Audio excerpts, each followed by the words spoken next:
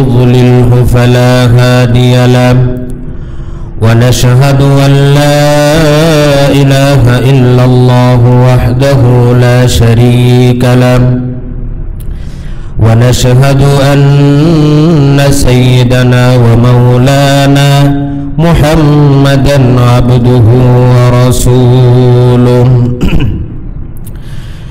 إن الله وملائكته يصلون على النبي يا أيها الذين آمنوا صلوا عليه وسلموا تسليما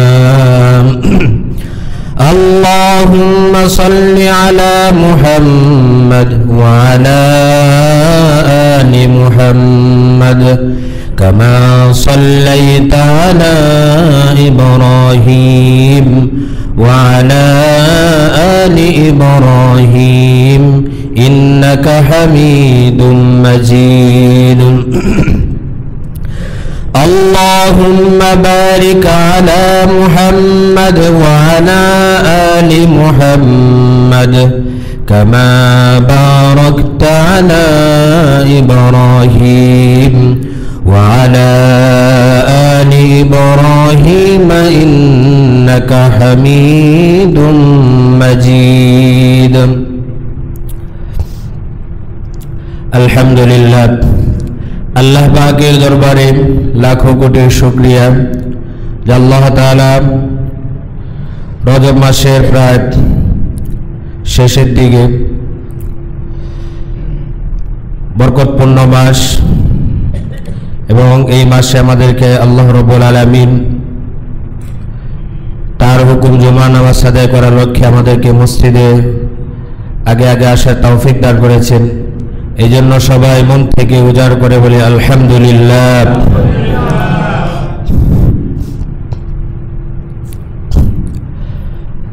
মানুষ ইচ্ছা করলেই নেক কাজ করতে পারে না, ইচ্ছা করলেই আমি আপনি নেক কাজ করতে পারবো না। ইচ্ছা করলে ছোট ছোট আমলও করা যায় না। একমাত্র আল্লাহ তাআলার যখন রহমত আসবে, রহমতের দৃষ্টি আসবে, তখনই বান্দা কি করতে পারে, আমল করতে পারে। তবে চেষ্টা করতে হবে। চেষ্টা করলে আল্লাহ তাআলা কি করে, নেক কাজ করার তৌফিক দান করেন। আর বান্দা যদি চেষ্টা যদি না করে, আল্লাহ তাআলার এত ঠেকা নাই যে কি করবে, মানুষ নেক কাজ করবে। সারা পৃথিবীর মানুষ যদি আল্লাহ তাআলার অবাধ্য হয়ে যায়, আল্লাহ তাআলা কিছু হবে?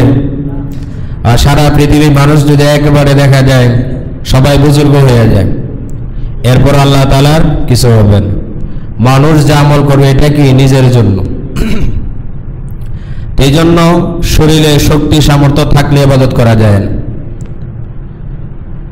কারণ আল্লাহ তাআলা সূরাতুল জুমার মধ্যে বলেন, যখন নামাজের আজান হয় জুমার, তখন তোমরা কি করো, ফাসআউ ইলা যিকরিল্লাহ, যে তোমরা আল্লাহ তাআলার স্মরণে দ্রুত ধাবিত হও, দ্রুত চলে আস। এবং তোমরা কি করো, ওয়াদারুল বাইআ, এবং তোমরা সাংসারিক যে কাজকর্ম করো সেগুলোকে ছেড়ে দিয়ে দ্রুত। সাহাবীদের ঈমান আমল কেমন ছিল, যে মুয়াজ্জিন বললো কি হাইয়া আলাস সালাহ হাইয়া আলাল ফালাহ, সাথে সাথে যে যে কাজের মধ্যে থাকতো সাথে সাথে কি করতো, ছেড়ে দিত। এই জন্য চেষ্টা করতে হবে। আর বর্তমান এমন একটা যুগ সময়, এখানে আমরা চেষ্টা যে করতে হবে এটারও মন মেজাজ তৈরি হয় না, যে আসলে আমার একটু পরিবর্তন হওয়া দরকার, সংশোধন হওয়া দরকার, একটু পরিবর্তন হই। আর কত কাল এভাবে নিজেকে আল্লাহ তাআলার কাছ থেকে, ইসলাম থেকে, কোরআন থেকে, হাদিস থেকে দূরে সরে রাখবো। একটু পরিবর্তন হই, কারণ আমি তো নিজে পরিবর্তন হয়ে যাচ্ছি, মানুষকে পরিবর্তন হচ্ছে না। জন্মের পর থেকে নিয়ে মৃত্যুর আগ পর্যন্ত শুধু পরিবর্তন পরিবর্তন। এক সময় মানুষ বাচ্চা থাকে, বাচ্চা থেকে যুবক হয়, যুবক থেকে বার্ধক্য আসে, এরপরে শেষ পর্যন্ত সেই পৃথিবী থেকে চলে যেতেই হয়। এর মাঝখানে কার কখন ডাক আসে এটা আবার কেউ বলতে পারেন? কার কখন ডাক কিভাবে আসে এটা কেউ বলতে পারে না। কোন জায়গার মধ্যে মৃত্যুবরণ হবে এটাও কেউ বলতে পারে না। যেমন সূরা লুকমানের মধ্যে আল্লাহ তাআলা বলেন, ওয়ামাযা নাফসুম মাযা তাকসিবু গাদা ওয়ামা তাদরি নাফসুম বিআইয়ি আরদিন তামুত। কোন মানুষ জানে না আগামীকাল সে কি উপার্জন করবে, সে কি খাবে, আগামীকাল তার রিজিকের ব্যবস্থা কি, এটা কোনো মানুষ জানে না। এবং কোনো মানুষ এটাও জানে না কোন জমিনের মধ্যে সে মৃত্যুবরণ করবে। অনেক সময় দেখা যায় এক জেলার মানুষ হয়ে, এক ডিস্ট্রিক্টের মানুষ হয়ে সে অন্য ডিস্ট্রিক্টে মৃত্যুবরণ করে, আবার দেখা যায় বাংলাদেশের বাসিন্দা হয়ে সে বিদেশের মধ্যে সে মৃত্যুবরণ করে। এটাই আল্লাহ তাআলা বলতেছে যে ওয়ামা লা তাদরি নাফসুম বিআইয়ি আরদিন তামুত। এখানে যে শব্দটা আল্লাহ তাআলা ব্যবহার করেছেন আরদুন, আরদুন মানে জমিন, পৃথিবী, কোন জায়গার মধ্যে কার মৃত্যু কখন কিভাবে হবে এটা কিন্তু কেউ বলতে পারে না। ওই যে গত মাসে হয়তো আমি বাড়ি থেকে আমার সমবয়সী এক ফ্রেন্ড, এক বন্ধু, সে দেখা যায় তাকে ভালো দেখে আসলাম, হঠাৎ করে শুনি যে গতকালকে কয়েকদিন আগে সে মৃত্যুবরণ করল। তার একটা বাচ্চাও আছে, 4 বছরের বাচ্চা, একেবারে টকবগে যুবক, কোনো রোগ নাই, কিছু নাই, হঠাৎ করে পেটে ব্যথা উঠছে, বমি করলো, সে মারা গেল। মানে আকস্মিক মৃত্যু, যেটা মানুষ কল্পনা করেন। আমরা অনেকেই মনে করি এখন তো দেখা যায় আমি তো এখন সুস্থ আছি, আমি তো এখন কি পুরাপুরি সুস্থ, আমি কি এখনই মৃত্যুবরণ করব? আমরা কত আশা করি আমার লেখাপড়া শেষ হবে, বড় ধরনের একটা জব করব, বিয়ে শাদী করব, বাচ্চা কাচ্চা হবে, নাতি নাতকর হবে, তারপর বার্ধক্যে যখন এরপর আজরাইল সাক্ষাৎ করবে। আজরাইলের সাথে আমাদের কন্টাক্ট আছে যে আজরাইল ভাই আপনি আমাদেরকে আসবেন, আমার নাতি নাতকর বিয়ে শাদী হইলে এরপর আপনি আমাদের সাথে সাক্ষাৎ করেন। প্রত্যেকটা মানুষের সাথে আপনার আজরাইল প্রতিদিন সাক্ষাৎ হয়, মোলাকাত হয়, এবং পুরা পৃথিবীটা তার কাছে কি একটা প্লেটের মতো, থালার মতো। যখন আল্লাহ তাআলা হুকুমটা আসবে একসাথে কিন্তু অনেক বান্দারে কি করে জান কবজ করে।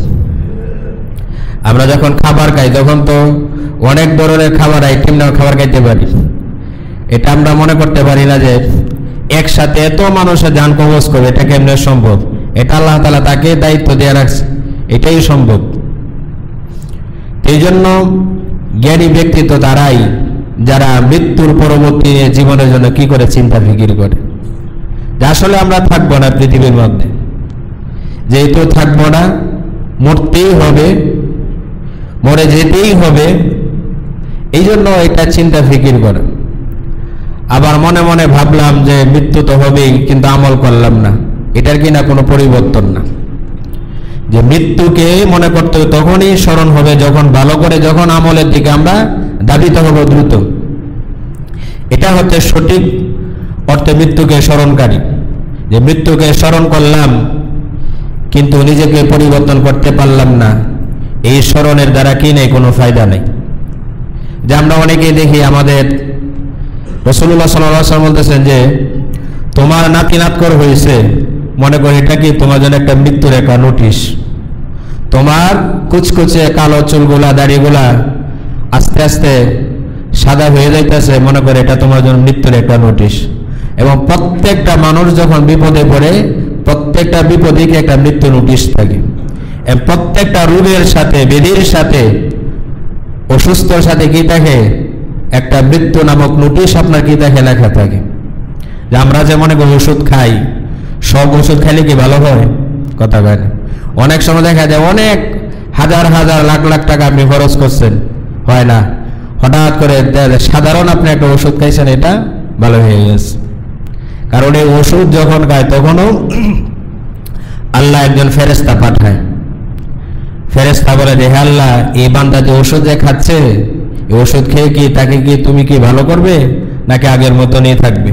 যদি আল্লাহ তাআলা হুকুম দেয় ঠিক আছে ভালো, তাহলে দেখবেন অল্পতেই ভালো হয়ে যায়। আর যদি দেখা যায় না ভালো হবে না, দুনিয়ার যত বড় ডাক্তারের ওষুধ দেখ না কেন, এটা কি হয় না, ভালো হয় না। এই জন্য একটু চিন্তা ফিকির করতে হবে। একটু চিন্তাটা যদি আমাদের হয়, একটু অগ্রসর হয়, তখনই আল্লাহ তাআলা আমাদেরকে আমল করার তৌফিক দান করবেন। এই জন্য রমজান মাস তো দেখেন দেখতে দেখতে কিন্তু চলে আসলো। মনে হইতেছে গত বছর তো এই যে আমি বললাম আগে যে কি গত বছর তো এই টাইমে হয়তো বাড়িতে ছিলাম, গ্রামের বাড়িতে, আর এখন দেখা যায় এখানে থাকা লাগতেছে। দেখতে দেখতে আবার এক রমজান আরেক রমজান চলে আসলো। এই গত রমজান থেকে এই রমজান পর্যন্ত কত হাজার হাজার মানুষ কি করলো, মৃত্যুবরণ করলো। এই জন্য তো আমাদের নবীজি দোয়া করতেন, আল্লাহুম্মা বারিক লানা ফি রজব ওয়া শাবান ওয়া বাল্লিগনা রমাদান। হে আল্লাহ, তুমি আমাকে রজব এবং শাবান মাসের পুরোপুরি বরকত দান করো এবং তুমি আমাকে রমজান পর্যন্ত পৌঁছে দাও, রমজান পর্যন্ত পৌঁছে দাও। এটা আমাদের নবীজি সাল্লাল্লাহু আলাইহি ওয়াসাল্লাম দোয়া করতেন এবং উম্মতকে শিক্ষা দিয়েছেন। তোমরাও এটা পড়ো, আল্লাহুম্মা বারিক লানা ফি রজব ওয়া শাবান ওয়া বাল্লিগনা রমাদান। সবাই আমরা বলি আল্লাহুম্মা বারিক লানা ফি রজব ওয়া শাবান ওয়া বাল্লিগনা রমাদান। কারণ আজকে শুক্রবারের দিন, এই টাইমের মধ্যে, সময়ের মধ্যে দোয়া কবুল হওয়ার সময়। যদি আল্লাহ তাআলা কবুল করেন ইনশাআল্লাহ, অবশ্যই আল্লাহ তাআলা আমাদেরকে রমজান পর্যন্ত হায়াত দান করবেন। কারণ গত রমজানে অনেকেই ছিল, হাউজিংয়েই ছিল, আজকে তারা নাই, আজকে তারা কবরবাসী হয়ে গেছে। সবাইকেই কিন্তু একই রাস্তা যেতে হবে। আমরা যে বলি যখন ইন্তেকাল, এই শব্দটা যখন ব্যবহার করি যে অমুক গ্রামের অমুক লোক ইন্তেকাল করেছেন, ইন্তেকাল মানে কি? সে স্থানান্তরিত হইল, যে ইন্তাকালা ইলা রাহমাতিল্লাহ, সে আল্লাহর দিকে স্থানান্তরিত হইল, অর্থাৎ সে দুনিয়া থেকে আখিরাতের দিকে স্থানান্তরিত হইল। যেমন ইন্তাকালতু মিন হাযা ইলা যালিক, আমি এই জায়গা থেকে ওই জায়গায় কি হলাম, স্থানান্তরিত হইলাম। এরপর আবার আরেকটা কথা বলি, ইন্না লিল্লাহি ওয়া ইন্না ইলাইহি রাজিউন। এই কথাটা কি শুধু মরার সময় বলা লাগে নাকি সব বিপদে বলা লাগে? অনেকে ভয়ে দোয়া করে না, যদি মরা লাগে, এটা তো সবাই জানে, মরলে দেখা যায় ইন্না লিল্লাহি ওয়া ইন্না ইলাইহি রাজিউন। একজনের কি জানি হারাইছে, আমি কইল ইন্না লিল্লাহি ওয়া ইন্না, হুজুর কি আপনি কি আমার জন্য মরার দোয়া করলেন? আরে কি অবস্থা, আগে তো অর্থটা তো বুঝতে হবে, এটা তো আসলে মরার দোয়া না। এটা হচ্ছে সকল, কারণ যে মৃত্যুবরণ করে এটা তো একটা বিপদ, সবচেয়ে তো বড় একটা বিপদ না, সে মৃত্যুবরণ করলো, এটা তার পরিবারের জন্য, সমাজের জন্য, দেশের জন্য তখন একটা কি বিরাট একটা মানে বিপদ হয়। একজন আলেম, হক্কানি আলেম মৃত্যুবরণ করা মানে একটা দেশের জন্য একটা ক্ষতি। একজন রাজা বাদশাহ মৃত্যুবরণ করা মানে একটা দেশের জন্য কি একটা ক্ষতি। আপনার সবচেয়ে বড় ক্ষতি যার পিতা মাতা, সন্তান সন্ততি, তার জন্য সবচেয়ে বড় ক্ষতি, এর চাইতে বড় আর কোন ক্ষতি নাই। এই জন্য আমরা কি বলি, ইন্না লিল্লাহি ওয়া ইন্না ইলাইহি রাজিউন। ইন্না লিল্লাহ মানে অবশ্যই আমরা আল্লাহ তাআলার জন্য, ওয়া ইন্না ইলাইহি রাজিউন এবং আমরা অবশ্যই তার কাছে ফিরে যাব। যেহেতু আমার বাবা, আমার দাদা, আমার নানা নানি যেহেতু ইন্তাকালা ইলা রাহমাতিল্লাহ, আল্লাহর দিকে ফিরে গেল, কিছুদিন পরে অবশ্যই আমরাও তার দিকে ফিরে যাব। এটাই হচ্ছে ইন্না লিল্লাহি ওয়া ইন্না ইলাইহি রাজিউন। এবং যখন মানুষ যখন বিপদের মধ্যে পতিত হবে তখন এই দোয়াটা পড়া। আপনার একটা জিনিস হারায় গেছে, আপনি এই দোয়াটা পড়েন, ইন্না লিল্লাহি ওয়া ইন্না ইলাইহি রাজিউন। যে যত বেশি পড়বে ততই আল্লাহ তাআলা তার বিপদ থেকে কি করবেন, উদ্ধার করবেন। তো এই জন্য আমরা মৃত্যুকে স্মরণ করতেই হবে, স্মরণ করা ছাড়া কোনো ফায়দা নেই। এই জন্য রজব মাসের